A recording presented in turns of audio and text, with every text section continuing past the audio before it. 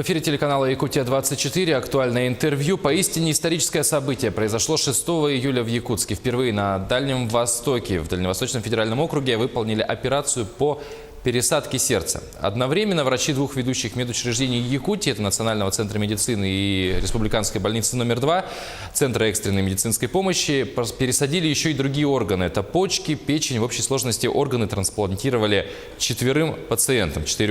О подробностях этого важного для медицины Якутии, действительно важного события и его значения для будущего развития медицины, мы сегодня поговорим с кардиохирургом, человеком, который непосредственно руководил всем процессом, Петром Захаровым. Петр Иванович, здравствуйте. Во-первых, я поздравляю вас с этим событием, что прошла операция, успешно прошла.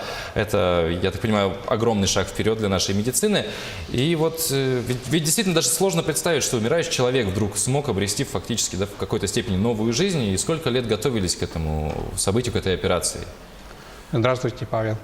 Ну, действительно, мы к этому шли очень долго, но именно вот в направлении трансплантации у нас уже давно идут. Пересадка печени, почек уже это усвоенное направление, и идут операции потоком. А пересадка сердца у нас совершилась вчера, впервые в истории федерального округа. Но прежде всего я хочу, пользуясь случаем, выразить искреннюю благодарность всем участникам данного события, потому что это направление было именно начато по приказу, распоряжению министра здравоохранения нашей республики Михаила Егоровича Хлопкова.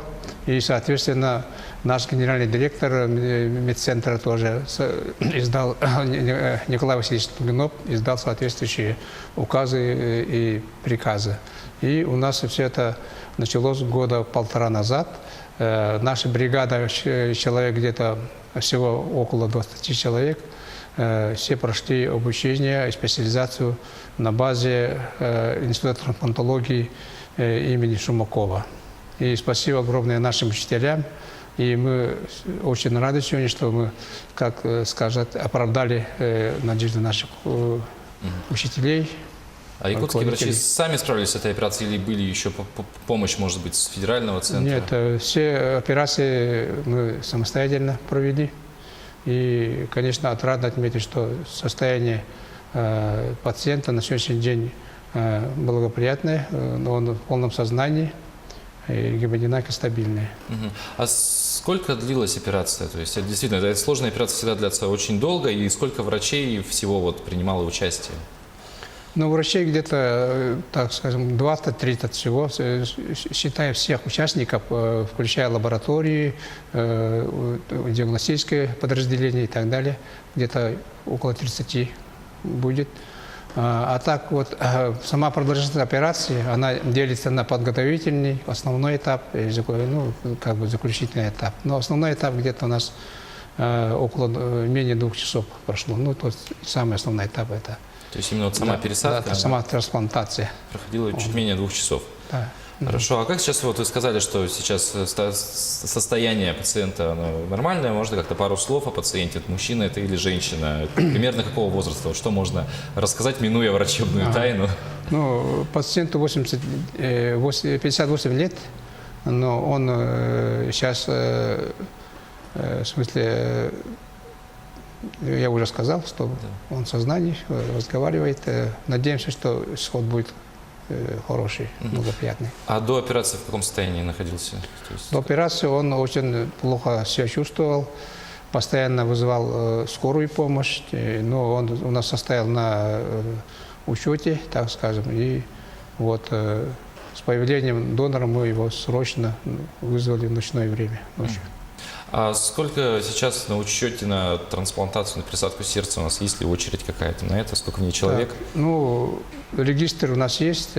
По статистике вообще вот на миллион населения где-то 16-20 операций пересадка сердца должна выполняться. Это за какой период времени? Да, в течение года.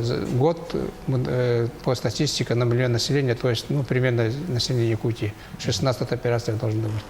Но, конечно, большинство пациентов, они очень тяжелые. Многие, конечно, не доживают до пересадки сердца, к сожалению, да. Вот такая ситуация у нас. А что о доноре известно? Ну, донор, там, в принципе, это в этом мы не должны как бы разглашать врачебную тайну, но молодой донор, 30 лет. А как вообще доноров находят для вот подобных операций? То есть, не только, может быть, сердце, да, опять же, почки, печень пересаживают на потоке. У нас эти операции находятся. Как находятся доноры для этого? Ну, насчет пересадки почек у нас более благоприятная установка, потому что у нас менталитет нашей республики, нашего населения как бы позволяет пересаживать еще родственные почки. И все эти операции идут очень, в общем-то, успешно, проходят и потоком, я уже сказал об этом, да, на потоке стоят эти операции. А вот для печени и сердца как Ну, находятся? для печени тоже, они уже 1,5 года начались пересадки печени, тоже все операции идут успешно, с хорошим исходом. Ну вот, возвращаясь ко вчерашней операции, пересадке сердца, сколько потребуется времени для реабилитации после операции, да, вот сколько должно пройти, и когда, может, человека могут уже выписать примерно? Ну, естественно, нет точных дат, точного времени, потому что там надо смотреть за состоянием, понятно, но вот приблизительно. Ну, примерно считаем, в среднем где-то месяц реабилитировать надо, уже в стационаре, а потом уже они все состоят на учете, периодические обследования будут проходить. И А что соответствующее лечение, коррекция лечения. Что включает в себя реабилитация? Ну, реабилитация в основном это поддержка сердечной деятельности и, как бы за другими органами. Печень, почки, там поддержка функций всех этих органов. То есть это в основном медикаментозная поддержка? Да, медикаментозная поддержка. Ага. А есть ли риск, просто риск, допустим, отторжения органов по последующим? Бывали ли случаи в истории такие? Ну, риск отторжения всегда имеется, но сейчас есть современные препараты, которые очень хорошо предупреждают отторжение. И, естественно, они все получают по схеме терапию против отторжения. Хорошо. А терапия, опять же, она медикаментозная. И на какой период нужно принимать лекарства тогда? Или это всю жизнь потом предстоит принимать лекарства для... Ну да, это лекарства надо будет принимать постоянно, но дозы, в смысле, они могут коррегироваться в сторону уменьшения. Хорошо. А сколько в среднем после пересадки сердца живут люди, которым пересадили их? И какое качество жизни? То есть полноценная ли это жизнь? Качество жизни очень резко меняется в лучшую сторону, потому что человек сердечно недостаточно, постоянная одышка, качество постоянно плохой сон и так далее. Но если все это нормально происходит, то значит резко меняется качество жизни в лучшую сторону. А вот говорят, что после пересадки органов человек меняется. И даже были слухи, даже, по-моему, научно подтвержденные случаи, когда, допустим, человеку пересаживали печень, к примеру, курильщика, да, человек никогда не курил, тут он резко начинает курить. То есть как врач вы как к этому относитесь?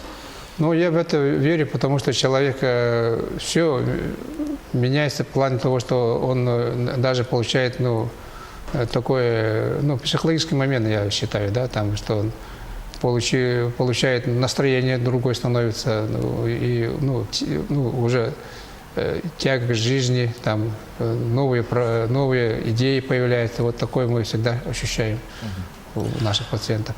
А насколько общество к таким операциям готово? То есть все ли понимают или до сих пор к этому относятся как-то с предубеждениями какими-то? Ну да, было время очень сложное для трансплантологии. Наверное, вы все знаете, что там были времена, когда даже запрещали.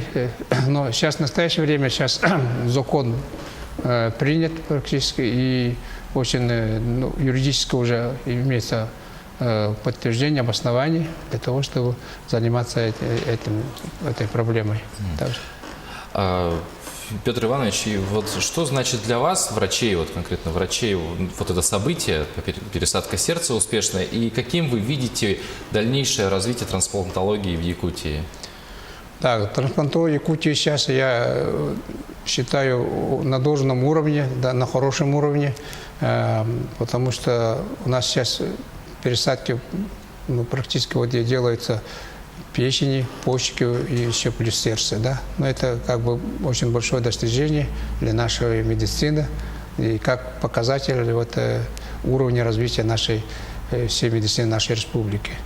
И все это, конечно, вчера, допустим, вот мультиорганное донорство, это очень вот последнее вот современное, самое современное направление, везде сейчас это пропагандирует.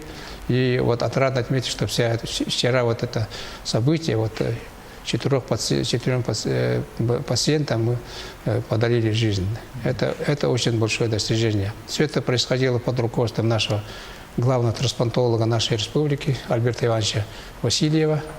И весьма мы очень рады, что все это прошли успешно, все операции. Петр Иванович, и последний вопрос. Сердце – это очень чувствительный орган. То есть как и внутренне, так и снаружи, да, оно очень может бурно отреагировать на какие-то события, в том числе психологические. Вот вы как врач, что советуете, чтобы беречь сердце? Чтобы оно максимально долго прослужило, потому что оно же никогда не останавливается. Это вечный двигатель человеческого организма. Вот как его сберечь?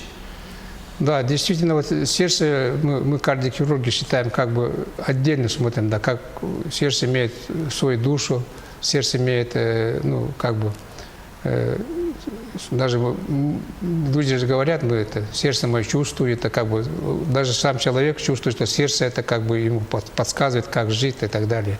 Поэтому я считаю, вот для того, чтобы поддержать сердце, прежде всего человек должен жить, чувствовать счастье, радость.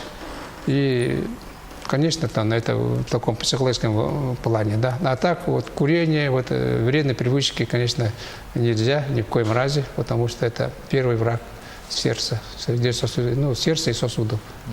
То есть залог успеха, залог здорового сердца – это позитивный настрой и отсутствие вредных привычек. Да. Надо жить, радоваться, больше радости людям. Петр Иванович, спасибо большое, что пришли в нашу студию, ответили на вопросы. Я еще раз вас поздравляю с этим событием, действительно знаковым, историческим, не побоюсь этого слова. Желаю вам успехов в дальнейшей работе, желаю еще больше спасенных жизней.